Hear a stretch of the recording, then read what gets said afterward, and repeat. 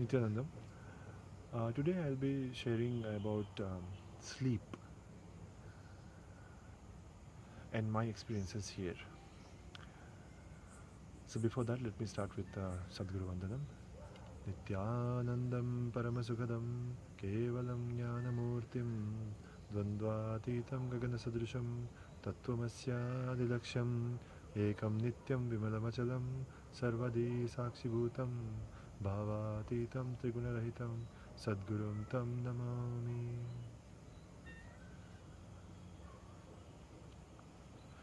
So, if you ask me about my experiences here, how much time I sleep here in the Adinam, it's actually 4 hours. If I need 4 hours of sleep, then I'm fresh enough throughout the day. Which is actually in my normal life in the life in the society, in the outer world, I was actually sleeping 8 hours a day. And even I have done this experiment. Like when I go from here and stay there, it again starts you know to I need 8 hours a day sleep there to feel fresh throughout the day.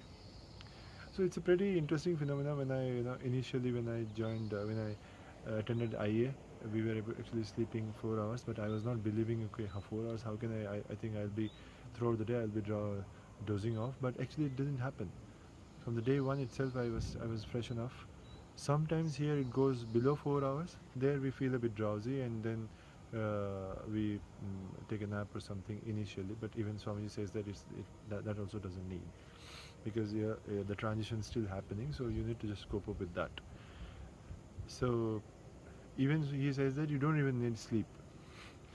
So that's how it is. And sleep is actually what Swamiji says is, if you get enough prana during sleep, you you will take very less time to refresh yourself, and you go into the deep sleep mode. That's it, done.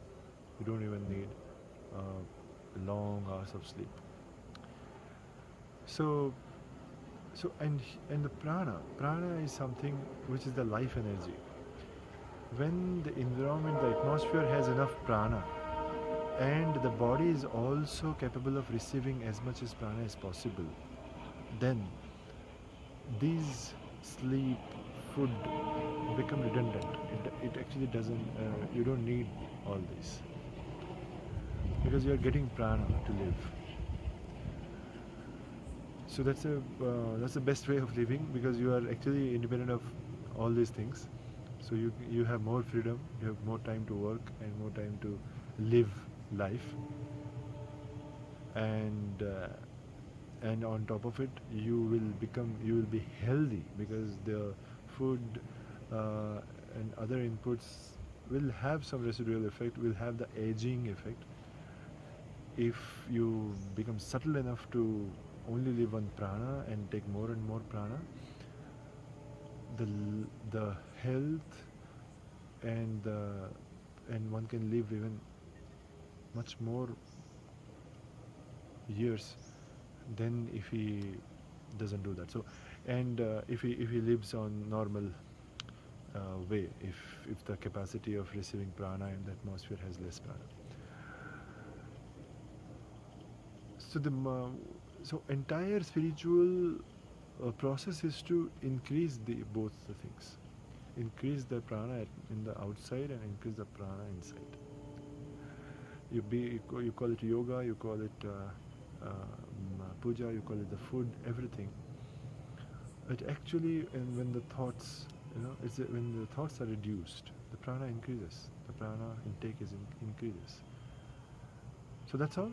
So just cognize on these things and just refer to different books.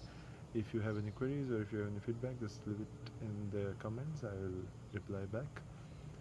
So till now, goodbye. Thank you for watching. Nithyanandam.